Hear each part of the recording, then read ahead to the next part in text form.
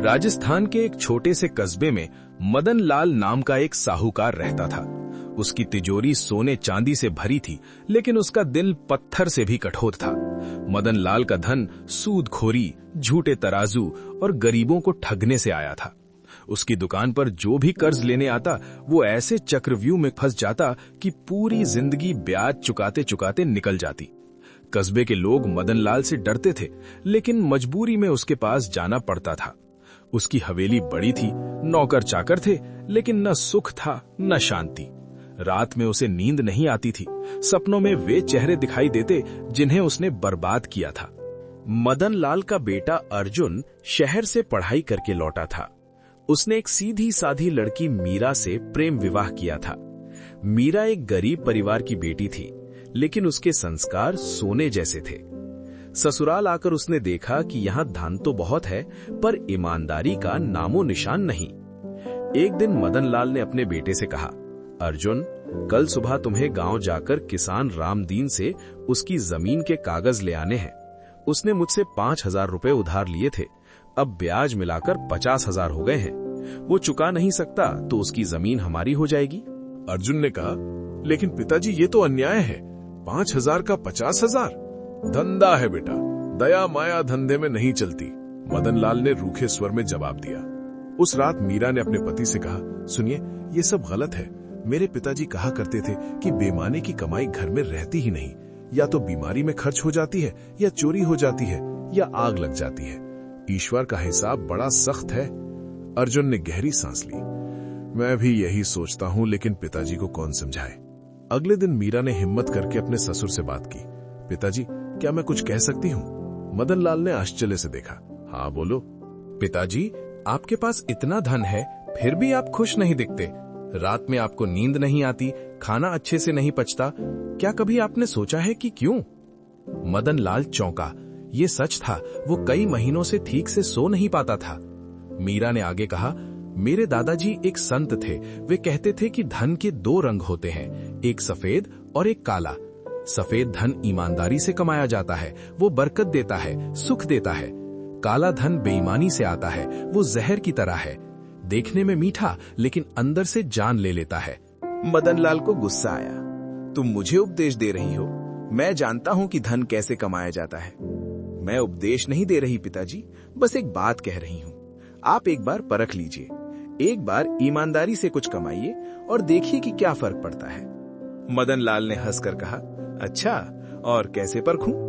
मीरा ने कहा, आप 2 तरह का धन अलग अलग रखिए, एक जो ईमानदारी से कमाया हो, एक जो बेईमानी से। फिर देखिए कि क्या होता है।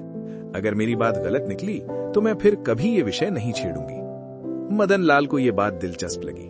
उसने सोचा, चलो इस बहू की बात की परीक्षा ले लेते हैं, फिर ये चुप हो जाएगी। उसने कहा, ठीक है, मैं तुम्हारी बात मानता हूं, लेकिन ईमानदारी से धन कमाऊं कैसे? मीरा ने कहा, आप 1 महीने के लिए सिर्फ सही तराजू से तौलिए, सही दाम लीजिए, ब्याज उचित रखिए, जो भी कमाई होगी उसे अलग रखिए। मदन लाल राजी हो गया। उसने अगले महीने ईमानदारी से व्यापार किया। कमाई कम हुई, लेकिन फिर भी कुछ रुपए इकट्ठे हो गए।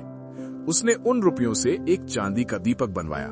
उस पर उसने अपना नाम खुदवाया, मदन लाल, ईमानदारी की कमाई से। फिर उसने एक अजीब काम किया। उसने वो चांदी का दीपक एक पुराने मंदिर के सामने रख दिया और चला गया। उसने सोचा, अगर ये ईमानदारी का धन सच में बरकत वाला है तो ये किसी न किसी तरह मेरे पास वापस आएगा, नहीं तो मीरा की बात गलत साबित हो जाएगी। कई दिन बीत गए। मदन लाल रोज सोचता कि वो दीपक कहाँ होगा। उसे अपनी चालाकी पर गर्व था। उसने सोचा कि निश्चित ही कोई उसे उठा ले गया होगा और अब मीरा को पता चल जाएगा कि उसकी बातें कितनी बेकार हैं। एक दिन शाम को एक बूढ़ा आदमी मदन लाल की दुकान पर आया। वो गरीब लग रहा था, फटे पुराने कपड़े पहने हुए था। साहूकार जी, मुझे आपसे कुछ बात करनी है, बूढ़े ने कहा। क्या चाहिए तुम्हें? मदन लाल ने रूखे स्वर में पूछा। मैं पास के गांव से आया हूं, मेरा नाम मोहन है, मैं मंदिर का पुजारी हूं। कल मुझे मंदिर के सामने एक चांदी का दीपक मिला, उस पर आपका नाम लिखा है, मैं उसे लौटाने आया हूं।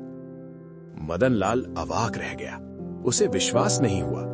उसने दीपक देखा, वही था जो उसने रखा था। लेकिन तुमने इसे क्यों नहीं रख लिया?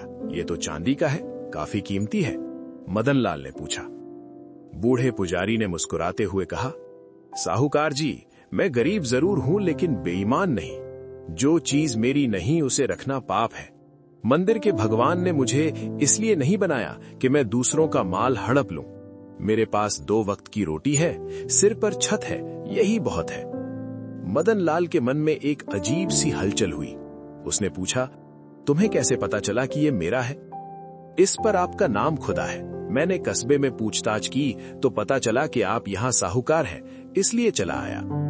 मदन लाल ने कहा, तुमने बहुत ईमानदारी दिखाई, मैं तुम्हें इनाम देना चाहता हूं।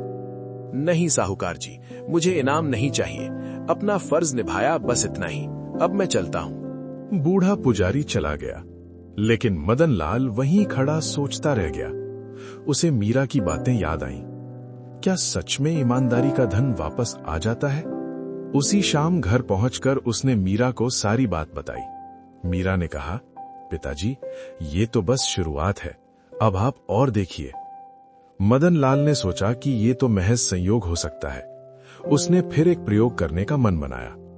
इस बार उसने अपनी बेईमानी से कमाए गए धन से भी एक सोने की अंगूठी बनवाई और उस पर भी अपना नाम खुदवाया। उसने वो अंगूठी भी उसी मंदिर के पास रख दी। 1 हफ्ता बीत गया, 2 हफ्ते बीत गए, वो अंगूठी वापस नहीं आई। मदन लाल को पक्का विश्वास हो गया कि किसी ने उसे उठा लिया और बेच दिया होगा। लेकिन ठीक 20 दिन बाद एक चौंकाने वाली खबर आई। शहर की पुलिस ने एक चोर को पकड़ा था। उस चोर के पास वही सोने की अंगूठी मिली थी।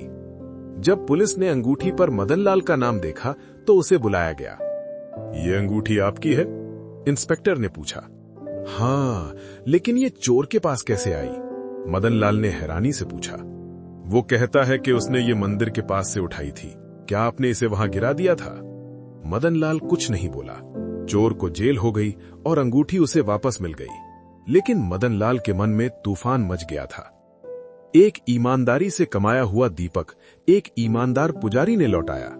दूसरी ओर बेईमानी से कमाई गई अंगूठी एक चोर के हाथ लगी और वो जेल गया। उस रात मदन लाल को नींद नहीं आई। वो बार बार उन 2 घटनाओं के बारे में सोचता रहा। सुबह होते ही वो मीरा के पास गया। बेटी, मैं हार गया, तुम सही थी, ईमानदारी का धन वाकई अलग होता है। मीरा ने कहा, पिताजी, ये हार जीत की बात नहीं, ये जीवन का सत्य है। आपने खुद देखा कि ईमानदारी की कमाई ने एक ईमानदार इंसान को आपके पास भेजा, बेईमानी की कमाई ने एक चोर को। ये ब्रह्मांड का नियम है, जैसा बोओगे वैसा काटोगे। मदन लाल की आंखों में पहली बार आंसू आए। उसने कहा, मैंने अपनी पूरी जिंदगी गलत काम किए, अब क्या होगा? मीरा ने उसका हाथ पकड़ा। पिताजी, कभी देर नहीं होती, आज से ईमानदारी से जीना शुरू कीजिए। जो गलत किया है उसे सुधारिए, जिन्हें ठगा है उन्हें माफी मांगिए। देखिए आपकी जिंदगी कैसे बदलती है। अगले दिन से मदन लाल ने अपनी जिंदगी बदलने का फैसला किया। उसने सबसे पहले किसान रामदीन को बुलाया। रामदीन, मैंने तुम्हारे साथ गलत किया। तुमने 5,000 लिए थे, मैंने तुम्हें 50,000 का कर्जदार बना दिया। ये गलत था। मैं तुम्हारा कर्ज माफ करता हूं। तुम्हारी जमीन के कागज लो और जाओ। रामदीन की आंखों में आंसू आ गए। साहूकार जी, ये क्या कर रहे हैं आप? जो सही है वही कर रहा हूं, बहुत देर से, लेकिन फिर भी कर रहा हूं। धीरे धीरे मदन लाल ने अपने सभी पुराने कर्जदारों को राहत दी।